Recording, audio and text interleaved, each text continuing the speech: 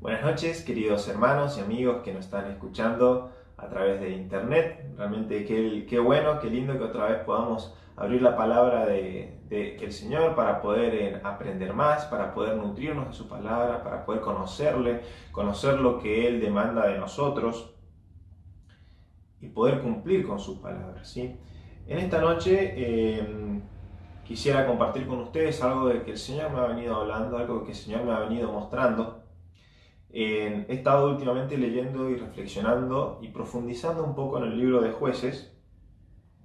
Y en esta noche quería compartir algo de este libro.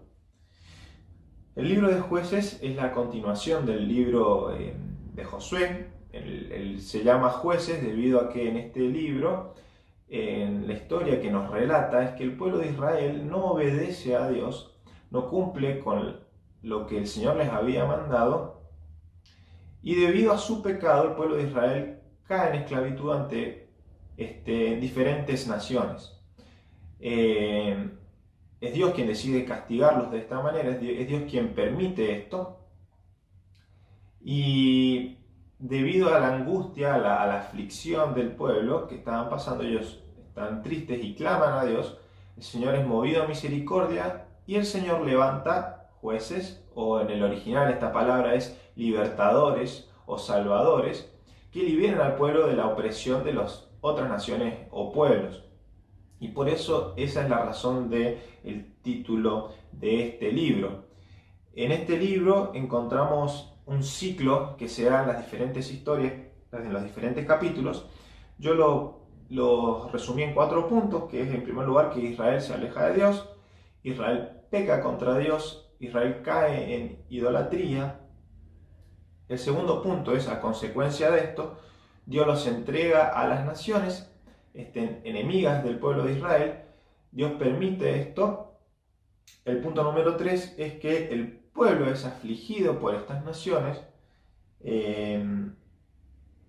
está en mucha angustia, en mucha tristeza, y el pueblo de Israel clama a Dios, se arrepiente y clama a Dios, y por esta razón, el punto número 4, el pueblo en Dios levanta jueces, levanta un juez para liberar a su pueblo de la opresión esta.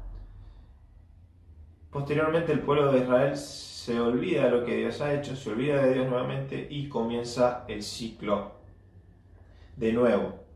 Básicamente por eso es que se llama Jueces. Cuenta la historia de distintos jueces que Dios levanta para librar a su pueblo.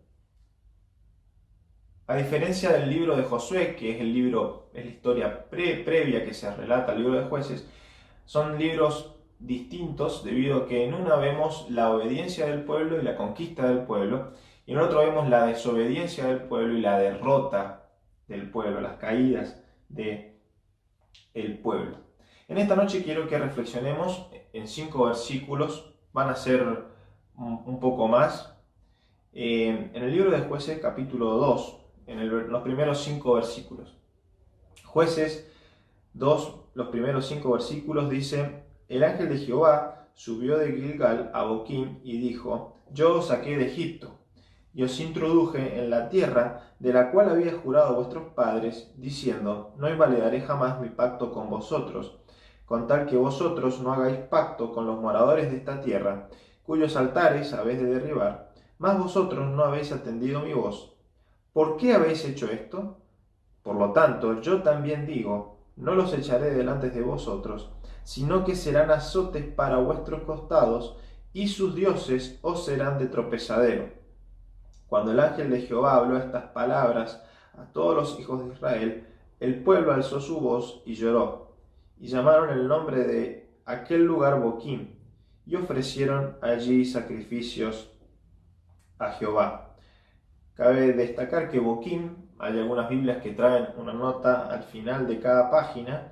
Boquim significan los que lloran. Se le puso este nombre a este lugar debido al llanto, a la angustia del pueblo de Israel tras escuchar las palabras del Señor.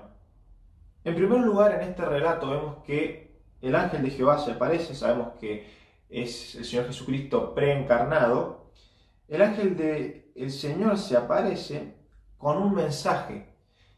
Y Él se introduce en este mensaje que les va a dar recalcando y destacando que Él los había sacado de Egipto. El Señor les recuerda, en primer lugar, la obra que Él había hecho con ellos. Recordemos la situación brevemente. En Éxodo, en el libro de Éxodo, encontramos al pueblo de Israel esclavizado en Egipto, sufriendo, padeciendo, trabajando esclavizadamente para los egipcios, y estaban en gran angustia. Ahí, en esa situación, Dios tiene misericordia de su pueblo y levanta a Moisés. Moisés, con 80 años, libera al pueblo de Israel. Dios hace milagros a través de Moisés. Dios es quien hace esta obra de liberación y rescata a su pueblo y los libra de Egipto, de esta esclavitud tan grande que ellos tenían. Libera a todo el pueblo de Israel y entran a transitar por el desierto. En esta situación, en el desierto, esta generación que sale de Egipto peca contra Dios con ingratitud, con incredulidad, con murmuración, también con idolatría, y Dios decide que esta generación no iba a entrar a la tierra prometida. Esta generación que salió de Egipto muere en el desierto. Y por eso es que les llevó 40 años llegar a la tierra prometida, porque hasta que no murió la última persona de esta generación, no entraron, no avanzaron a la tierra prometida. Los que avanzaron a la tierra prometida fue la segunda generación del pueblo de Israel desde que salieron de Egipto, junto con Caleb y Josué. Moisés no entró a la tierra de Egipto debido a su pecado y Josué es el nuevo líder. Luego vemos que Josué conquista la tierra prometida, obedece a Dios, hace lo correcto, y luego cuando ya Josué es viejo, pronto a morir, el pueblo de Israel peca, no obedece, no termina de conquistar lo que Dios les había ordenado. Pero Dios arranca recordándole esto al pueblo. El Señor, al decir: yo os saqué de Egipto y os introduje en la tierra de la cual había jurado a vuestros padres, el Señor les recuerda, les hace llevar a la memoria a todo el pueblo, a toda esta generación, todo lo que habían pasado desde Egipto, toda esta historia. ¿Para qué? Para hacerlos en primer lugar reflexionar y que ellos vean quién es el que los había librado, quién es el que les había rescatado, quién es el que les había cambiado su vida, quién es el que los libró de esta esclavitud y les dio esta libertad. ¿Quién es el que les dio este nuevo lugar donde ellos, su lugar propio, donde vivir?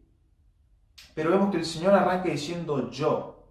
Toda esta obra maravillosa, toda esta obra tremenda, la hizo el Señor. Luego el texto dice, en el versículo 1, no invalidaré jamás mi pacto con vosotros. El Señor recuerda las palabras que les había dicho, ¿sí?, allí en Éxodo, diciendo: no invalidaré jamás mi pacto con vosotros, ¿sí?, con tal que vosotros no hagáis pacto con los moradores de la tierra, cuyos altares habéis de derribar, mas vosotros no habéis atendido mi voz. ¿Por qué habéis hecho esto? Y este es el primer punto en el que quiero que reflexionemos. Este punto le puse lo que Dios demanda de cada creyente. Si lo hacemos personal, lo que Dios me demanda, lo que Dios me pide y me exige, lo que Dios demanda de cada creyente. Ahora, este pacto, ¿sí?, para entrar en este punto, este pacto, este versículo 2, lo encontramos, ¿sí?, en Éxodo 34:11.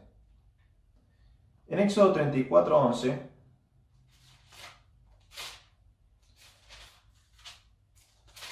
Éxodo 34:12, encontramos el pacto, estas palabras del Señor con su pueblo. En esta situación, en Éxodo 34, está Moisés en el monte Sinaí con las nuevas tablas después que las rompió, porque cuando bajó del monte vio al pueblo adorando un cordero, a un becerro de oro. Él se enoja, rompe las tablas y luego sube nuevamente, ¿sí?, al Señor en el monte,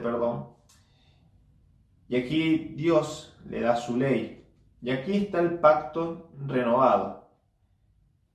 Dice en Éxodo 34:11, dice, guarda lo que yo te mando hoy.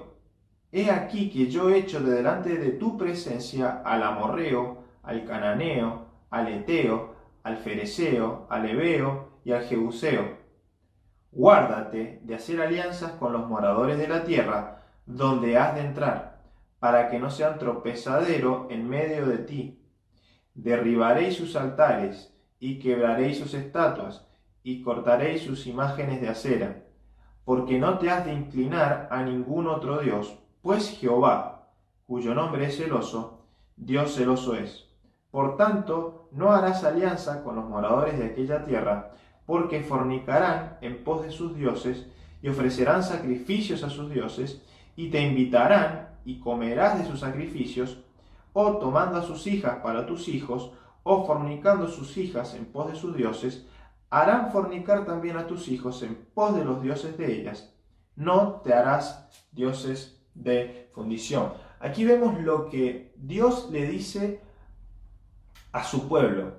Dios les iba a entregar la tierra prometida. Dios los iba a hacer, Dios les iba a dar esta victoria. Él los iba a introducir en la tierra. Pero el Señor les dice, guarda lo que yo te mando hoy. He aquí que yo he hecho delante de ti y de tu presencia a todas estas naciones. Pero guárdate de hacer alianzas con estos moradores. No tenían que hacer alianza con estos moradores. Ellos tenían que guardar de esto. Dios les iba a dar la victoria. Pero ellos tenían una condición, la parte suya del pacto. Ellos no tenían que hacer alianzas con los moradores, sino tenían que destruirlos a todas las naciones que recién leímos. Ellos tenían que destruirlos por completo, derribar sus dioses, no emparentarse con ellos, porque si no iban a ser tropezadero para ellos, iban a caer en pecado, iban a caer en idolatría, alejándose de Dios. Luego vemos, hay algo que acá quiero resaltar, antes de que el pueblo de Israel pase el río Jordán para conquistar la tierra prometida, para conquistar la tierra de Canaán, ahí es cuando se escribe Deuteronomios, cuando sucede Deuteronomios, en esas situaciones que sucede, donde Moisés le recuerda al pueblo de Israel la ley. ¿Sí? Deuteronomios es como la segunda ley. Deuteronomios es básicamente el repaso de la ley de Dios, ¿sí?, para el pueblo de Israel antes de iniciar esta batalla, antes de iniciar esta guerra. Y también encontramos estas palabras, este pasaje de Éxodo 34:11, lo encontramos en Deuteronomio 7, ¿sí?, en los primeros versículos. Nuevamente el Señor lo repite. Y cuando el Señor repite algo, cuando el Señor reitera algo, una ordenanza, tenemos que prestar atención porque es muy, muy, muy importante y siempre va a ser para nuestro bien. Absolutamente siempre va a ser para nuestro bien. Algo que me llevaba a reflexionar todo esto, para hacer una pausa, un paréntesis y sacar una reflexión. Así como el pueblo de Israel, después de ser liberados de Egipto, iban a entrar a la tierra prometida, esta tierra prometida, este pase, ¿sí?, este ingreso significaba una guerra. Así también nosotros los creyentes, los hijos de Dios, cuando nos convertimos al Señor, cuando el Señor nos salva, cuando nos arrepentimos de nuestros pecados y ponemos nuestra fe en la sangre de Jesucristo, que limpia nuestro corazón, nuestra maldad y nos da un corazón nuevo, limpio, una vez que nosotros nos convertimos, al igual que el pueblo de Israel fue liberado de Egipto, nosotros somos liberados del pecado, al igual que el pueblo de Israel comienza una guerra, cada creyente, cada cristiano también comienza una guerra, también inicia una guerra. En el caso del pueblo de Israel tenía que luchar contra naciones pecadoras, ¿sí?, que realmente realizaban en actividades horrendas, sacrificios horrendos. En Deuteronomios 12 encontramos que en sacrificios hacían, ellos sacrificaban hasta sus propios hijos en los altares, los quemaban vivos, los mataban, realmente muy feo todo lo que hacían. Al igual que ellos, nosotros tenemos que matar nuestro pecado, nosotros tenemos que destruir nuestro pecado. Antes de esta guerra, el Señor repasa su ley al pueblo en Deuteronomios, y algo que reflexionaba es cuán importante es para nosotros día a día, hermanos, ser conscientes de esta guerra, ser conscientes de que día a día vamos a batallar, vamos a pelear, vamos a luchar contra nuestro pecado, contra nuestro corazón malo, contra nuestra vieja naturaleza y contra todas las influencias de este mundo y las influencias que Satanás quiera poner en nuestro camino. Así como el pueblo de Israel tuvo que repasar la ley antes de iniciar la guerra, nosotros, hermanos, es muy importante que para poder tener victoria sobre esta batalla, previo a cada batalla, nosotros repasemos la ley del Señor. Nosotros podamos conocer al Señor, conocer lo que Él demanda, lo que Él nos pide. Todo consejo de parte de Dios, nosotros tenemos que saberlo.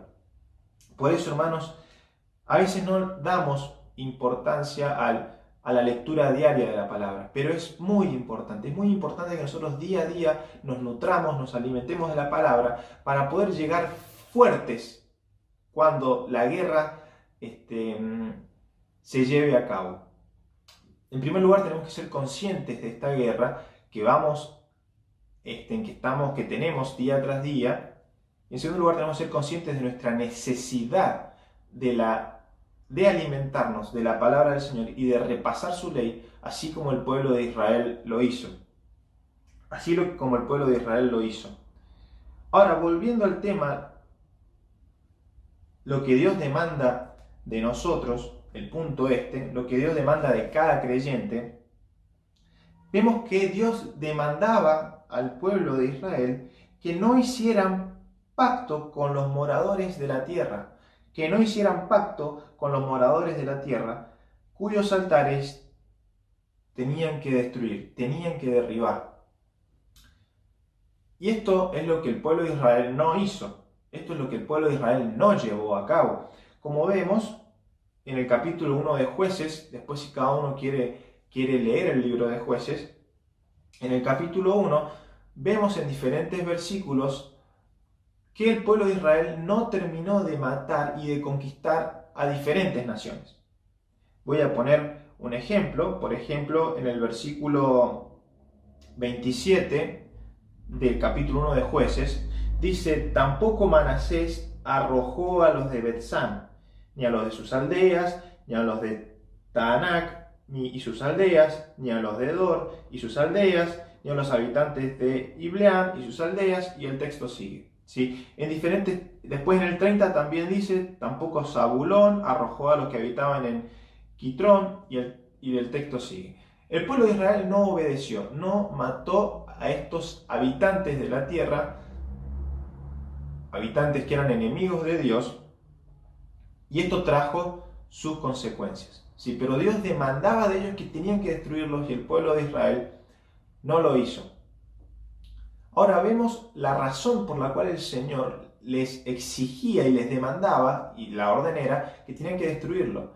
La razón es porque estos habitantes, estas personas enemigas de Dios, iban a influenciar al pueblo de Israel a pecar contra Dios. Iban a influenciarlos. El pueblo de Israel se iba a desviar tras sus dioses debido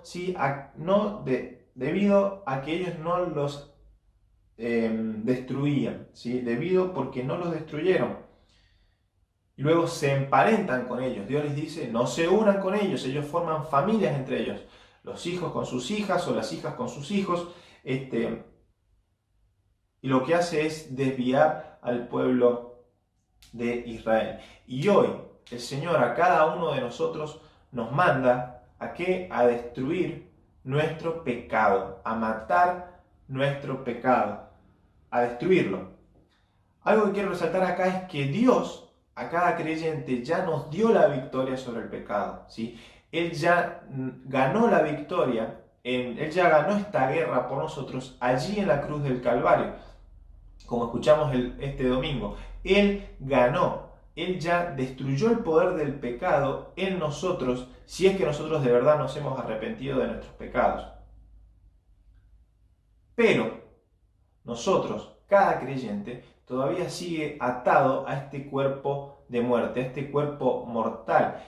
Todavía seguimos arraigados al pecado, el pecado sigue en nosotros, pero Dios ya dio la victoria final. Dios ya dio la victoria final. Cuando nosotros partamos de esta tierra o cuando el Señor venga a buscarnos y nuestros cuerpos sean glorificados y seremos semejantes a Él, ahí ya no habrá más pecado. Ahí ya la victoria va a ser consumada. La victoria ya es consumada, pero ahí se va a llevar a cabo cuando nosotros ya no tengamos más lucha contra el pecado. Sin embargo, así como el pueblo de Israel, a pesar de que Dios le dio la conquista de la tierra, tenía que seguir luchando contra las naciones. Al igual nosotros, como Dios ya nos dio la salvación, la vida eterna, Dios ya nos libró de su ira, igual aquí en la tierra nosotros tenemos que luchar contra nuestro pecado. Ahora, para poder tener victoria sobre el pecado, algo que quiero resaltar es que en primer lugar, esto es algo que una vez compartí en una reunión de adolescentes allí en Puente Favaloro. En primer lugar, Dios nos dice que no tenemos que emparentarnos con estas naciones.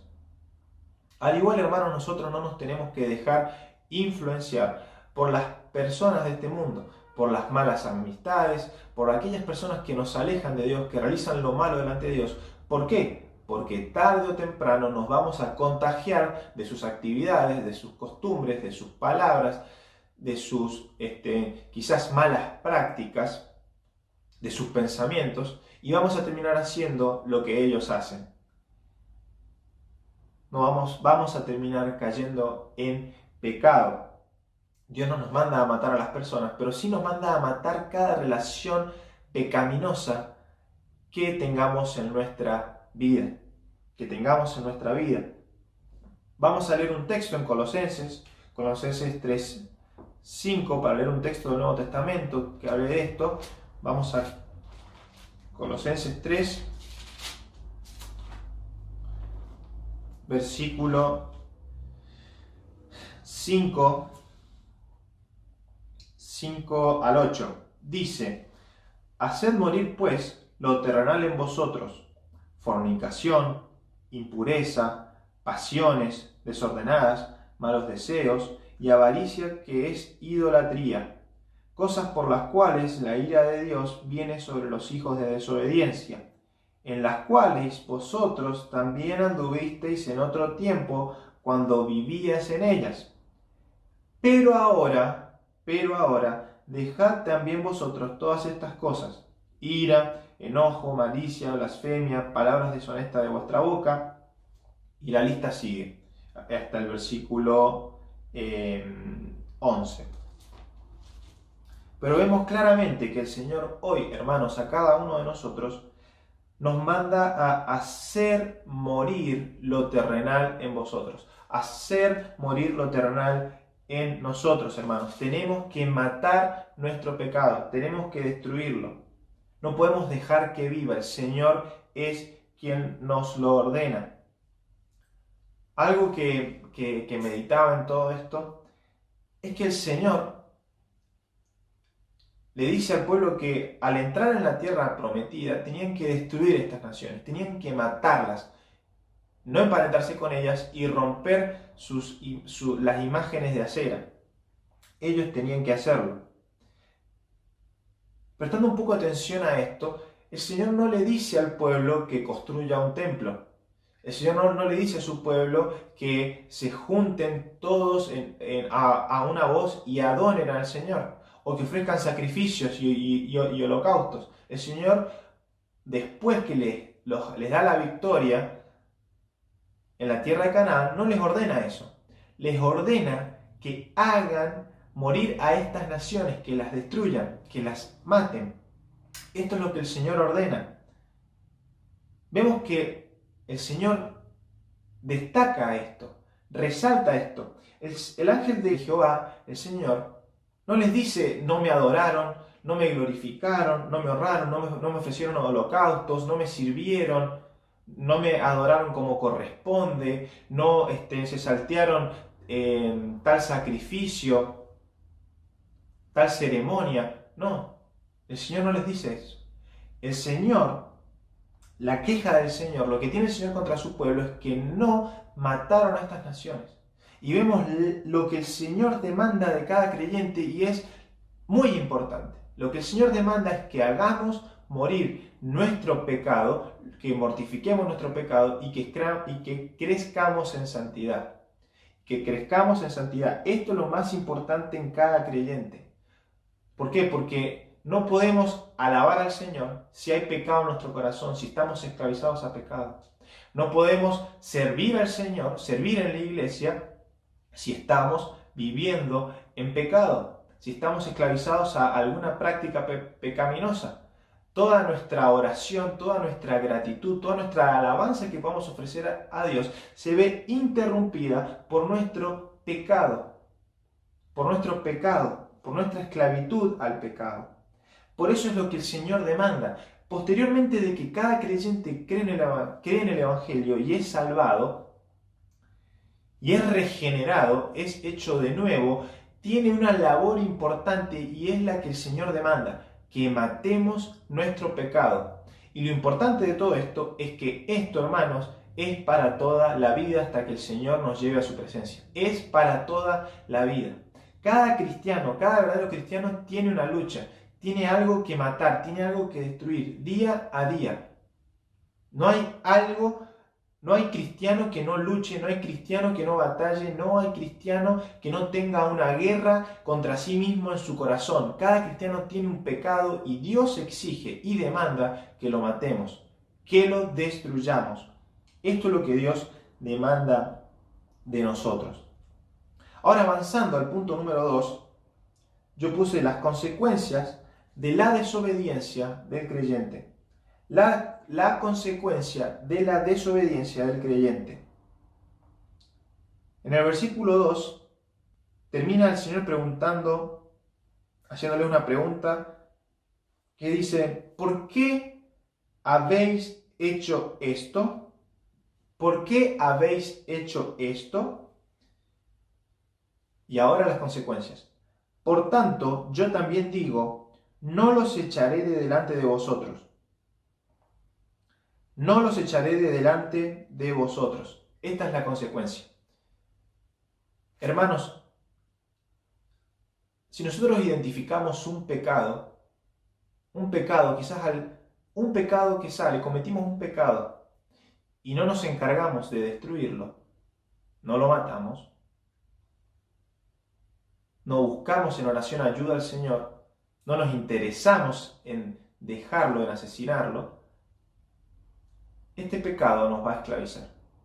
Este pecado nos va a esclavizar. Vemos que el Señor dice, no los echaré de delante de vosotros. No los echaré de delante de vosotros. Esto quiere decir de que este pecado va a seguir arraigado en nuestro corazón. ¿Por qué? Por nuestra desobediencia. Así como el pueblo de Israel cayó en esclavitud ante estas naciones, como leemos en todo el libro de Jueces más adelante, así cada cristiano que no se preocupa por hacer morir el pecado, este pecado pequeñito que era al principio, luego el creyente queda esclavizado a este pecado. Por ejemplo, pueden ser las malas palabras, pueden ser los malos pensamientos, quizás un mal carácter. Hay un montón de cosas, pero por más pequeño que sea, si el cristiano no se preocupa por destruirlo ahora que es pequeño, luego se va a volver grande y nos va a esclavizar. Vayamos al versículo 14 del capítulo 2 de Jueces. Esta historia se relata un poquito más adelante, después de la muerte de Josué. Miren, después de que Josué muere, miren lo que pasa en el versículo 14. Dice: y se encendió contra Israel el furor de Jehová. Toda la ira de Jehová se enciende contra Israel, el cual los entregó en manos de robadores que los despojaron y los vendió en manos de sus enemigos de alrededor, y no pudieron hacer ya frente a sus enemigos. Y no pudieron hacer ya frente a sus enemigos. Las ciudades, los lugares, las naciones, los pueblos que Israel no conquistó, que Israel no mató, luego estas naciones vinieron a esclavizar al pueblo de Israel. Todo porque Israel no las mató. Israel cae en esclavitud ante estas naciones, ante estos pueblos. Y sufren, y están afligidos. Todo por su desobediencia. Todo por su desobediencia, por no cumplir con lo que Dios ordenaba, con lo que Dios les pedía. En el versículo dice: por donde quiera que salían, la mano de Jehová estaba contra ellos para mal. Por donde quiera que salían, la mano de Jehová estaba contra ellos para mal, como Jehová había dicho y como Jehová se lo había jurado. Y hoy el Señor nos dice a nosotros: si no hacemos morir nuestro pecado, vamos a tener aflicción y vamos a caer en esclavitud. Vamos a caer en esclavitud. Y por nuestras propias fuerzas, con nuestros propios medios, no vamos a poder ser liberados de este pecado. No vamos a poder ser liberados de este pecado. Es algo de lo que ya vamos a ver más adelante.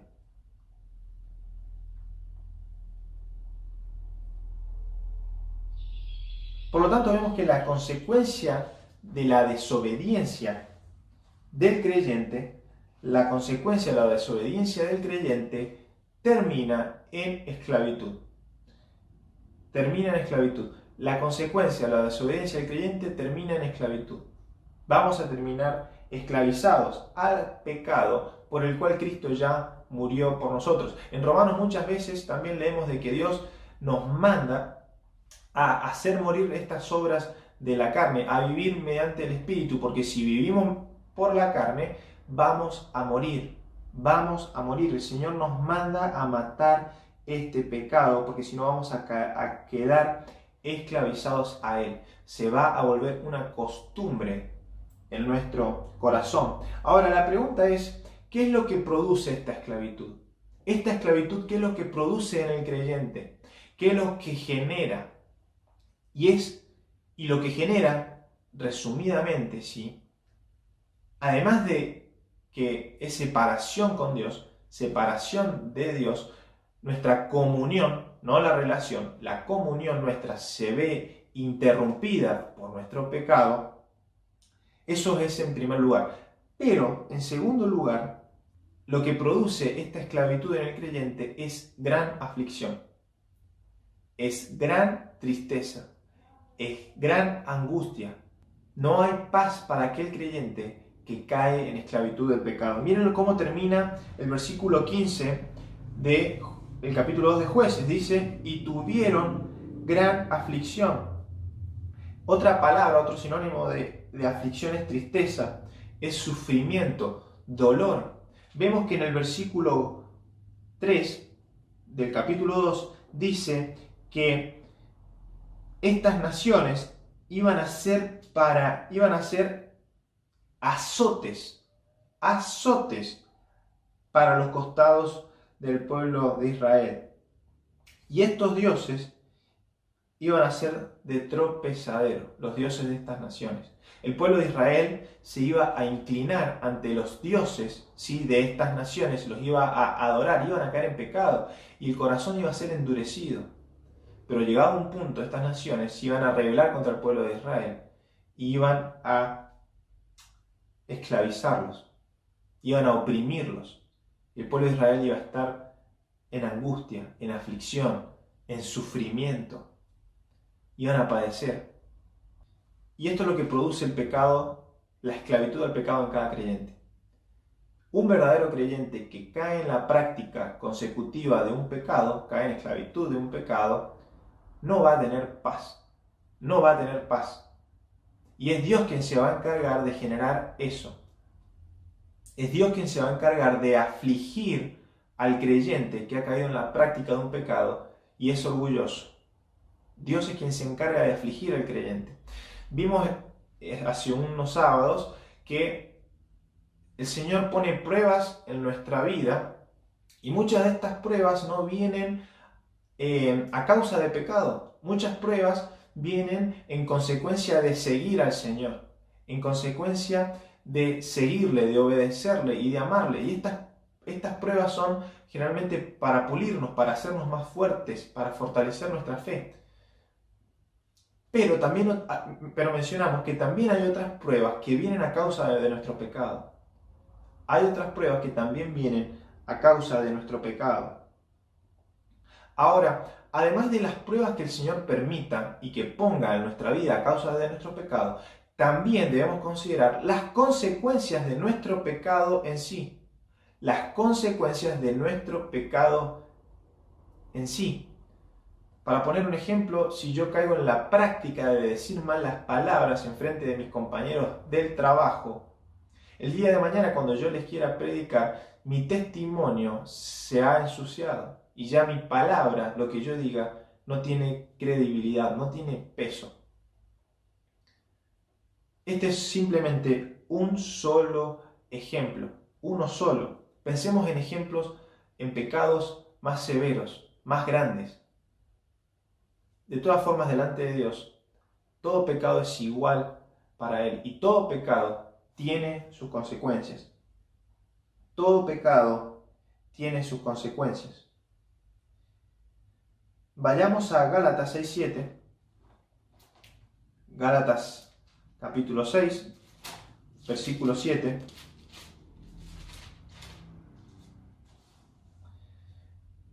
Gálatas 6:7 dice: no os engañéis. Dios no puede ser burlado, pues todo lo que el hombre sembrare, eso también segará. Porque el que siembra para su carne, el 8, de la carne segará corrupción, mas el que siembra para el Espíritu, del Espíritu segará vida eterna. No podemos engañar al Señor, no podemos pretender de que si nosotros vivimos en pecado, si nosotros vivimos atados a un pecado, podamos tener la bendición del Señor. Podamos tener la bendición del Señor. Después en Hebreos 12:6, aquí un poco quisiera mencionar algo, recalcar algo. En este texto muy conocido leemos que el Señor disciplina, en Hebreos 12:6, dice: porque el Señor al que ama, disciplina y azota a todo el que recibe por su Hijo. Porque el Señor al que ama, disciplina y azota a todo aquel que recibe por su Hijo. La razón de la prueba o de la disciplina de Dios para el creyente que peca o que cae en la práctica consecutiva de un pecado es para que nos lleve al arrepentimiento. La prueba que el Señor pone en el creyente que está alejado de Él la llama disciplina. Pero esta disciplina viene porque Él nos ama, porque Él nos ama. Al igual que el Señor permitió que el pueblo de Israel cayera en esclavitud ante las naciones, esto era porque el Señor los estaba disciplinando, porque los amaba. Y como vemos, volviendo a Éxodo, ¿sí? Esto lo que producía, volviendo a Jueces, esto lo que producía en el pueblo de Israel era arrepentimiento. Era arrepentimiento. Y por esta razón es la que el Señor permite estas pruebas, Él pone estas pruebas, estas aflicciones, estas dificultades, además de las aflicciones por nuestro pecado, generadas por nuestro propio pecado, Él las permite para disciplinarnos, para hacernos volver a Él. ¿Esto dónde lo encontramos? Esto lo encontramos en Jueces, en el capítulo 2, en el versículo 21. dice: tampoco yo volveré más a arrojar de delante de ellos a ninguna de las naciones que dejó Josué cuando murió. Dios les está diciendo, lo que está diciendo es que no los va a volver a liberar, no los va a volver a liberar, va a permitir que sigan esclavizados, pero por una razón: para probar con ellas a Israel si procurarían o no seguir el camino de Jehová, andando en él, como lo siguieron sus padres, como lo siguieron sus padres.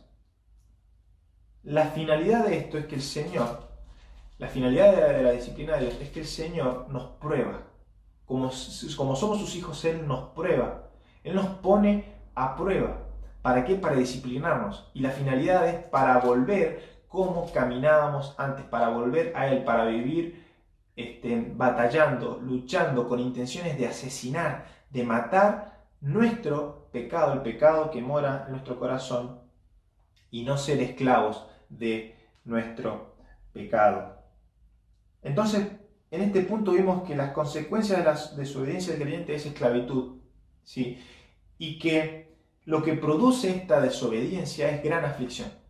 El cristiano que cae en la práctica consecutiva de un pecado va a ser afligido, va a ser afligido. El Señor lo va a disciplinar.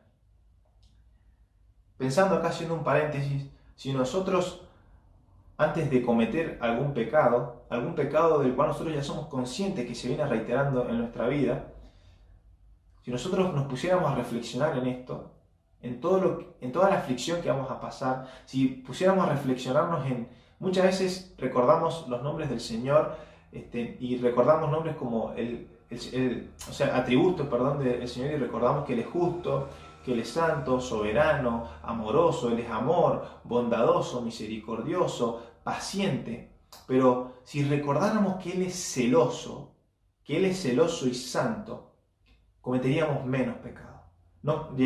Sin lugar a dudas, seríamos conscientes de esta realidad y de nuestro deber como cristianos de matar nuestro pecado y no caer ante él.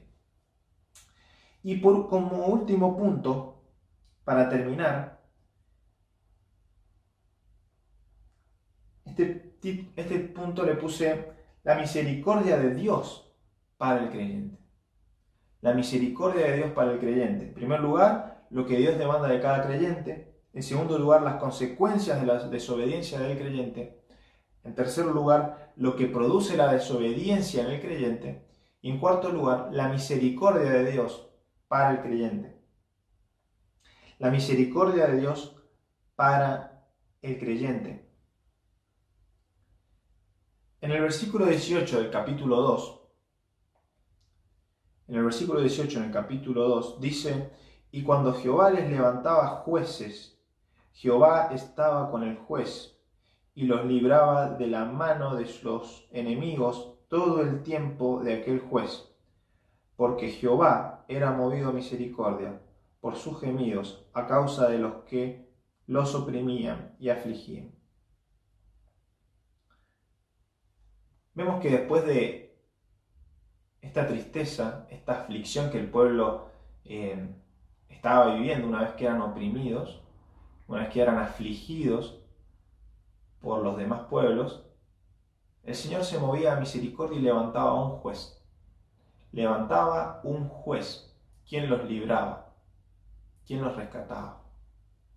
Luego ellos se olvidaban del Señor. Y quizás pueda ser nuestra historia, y quizás sea nuestra historia a lo largo de la vida, pero no es lo que el Señor quiere para nosotros. No es lo que el Señor quiere para nosotros, y por eso nos ha dejado su palabra, para que podamos aprender, de los errores que cometió el pueblo de Israel y nosotros no lo hagamos. Algo que reflexionar en todo esto: así como el Señor levantaba jueces, así como Dios levantaba jueces para liberar a su pueblo, Dios levantó a su Hijo en una cruz. Dios levantó al Señor Jesucristo en una cruz. Él lo levantó en una cruz. Él lo puso por propiciación nuestra, para que nosotros, poniendo la fe en su sangre, pudiéramos ser redimidos y justificados, declarados justos por la obra del Señor, en el nombre del Señor, justos en Él. Y cada creyente que se ha arrepentido de sus pecados, se ha puesto su fe en Cristo Jesús, ha sido lavado y regenerado. Y Dios viene a morar en el interior, en el corazón de cada creyente. El Espíritu Santo es el juez que Dios levanta en nuestro corazón una vez convertidos al Señor. El Espíritu Santo es aquel juez que nos acusa de nuestro pecado. Allí en Juan capítulo 16 vemos que el Consolador, el Espíritu Santo, iba a ser enviado para convencer de arrepentimiento, de pecado y de juicio. El Señor es quien ha levantado en nuestro corazón un juez, el Espíritu Santo. Y todo por misericordia, todo por su amor y por su gracia, para que nosotros podamos arrepentirnos y volver a Él. Por eso en esta noche quería terminar con esto. Que si hoy, vos querido hermano, o yo, estás en la práctica de un pecado, Dios tiene misericordia de vos y de mí. Estoy seguro de que si estás en una práctica pecaminosa, el Espíritu Santo, si sos verdadero creyente, el Espíritu Santo te está hablando y te está convenciendo de pecado. Y no tenés paz. Y estás en aflicción y en angustia. Y estás triste. Por más que a tu alrededor, entre comillas, esté todo bien. Por más que tengas salud. Por más que tengas un bienestar económico. En tu corazón te sentís vacío. Y el Espíritu Santo, este juez que Dios ha levantado en tu corazón, es el que se encarga de juzgarte, de hacerte sentir así. Por lo tanto, si esta es tu situación, que no seas como el pueblo de Israel, que no seamos cada uno de nosotros como el pueblo de Israel, que el Señor tiene que decir, ¿por qué habéis hecho esto? ¿Por qué? ¿Por qué no prestaron atención a mi voz? ¿Por qué no me escucharon? No endurezcamos nuestro corazón, sino escuchemos la voz de Dios que nos habla y que nos dice, matad el pecado, destruílo, dejalo, abandonalo. Es necesario, hermanos, que cada creyente, que nosotros matemos nuestro pecado. Es nuestro deber mortificarlo y crecer en santidad. Ahora, este arrepentimiento, querido hermano, si has logrado salir de la práctica pecaminosa de un pecado, no te confundas. No es por tus obras ni por tus méritos. Es por la obra de Dios en tu corazón. Porque Él es el que ha puesto el juez en tu corazón. Y Él es el que se encarga de llevarte al arrepentimiento. Porque solo no podemos. Solo no podemos. Toda la gloria es para el Señor. Toda la gloria y la honra es para Él, porque Él, por gracia, es quien lleva a cabo esta obra. Él es el que nos santifica. Él es el que nos va haciendo día tras día a través de la regeneración a la imagen del Señor. Pero vos y yo tenemos un deber y es luchar, es batallar. Por eso en esta noche te invito a que reflexiones en tu corazón, así como yo lo he hecho, que te examines, que veas qué naciones, qué pecados, qué amistades, qué relaciones son las que te llevan a pecar o qué pecado hay en tu corazón. Que te pongas a pensar en eso con la finalidad de destruirlo, de derrotarlo, de matarlo y recordar lo que hemos hablado en esta noche. Lo que hemos hablado en esta noche. Quería terminar con 4 preguntas. La primera de ellas es que ¿somos conscientes de la guerra que vivimos día a día? ¿Somos conscientes que batallamos contra el pecado? ¿Que tenemos que batallar contra el pecado? Si la respuesta es sí, ¿cuáles son los pecados contra los que estamos luchando día a día? ¿Los tenemos identificados? ¿Sabemos cuál es el consejo de Dios, de su palabra, para luchar contra este pecado? ¿Nos hemos propuesto en nuestro corazón destruir este pecado, cambiar esto, crecer en santidad, no hacerlo más? La tercera pregunta es, ¿qué vamos a hacer a partir de este día?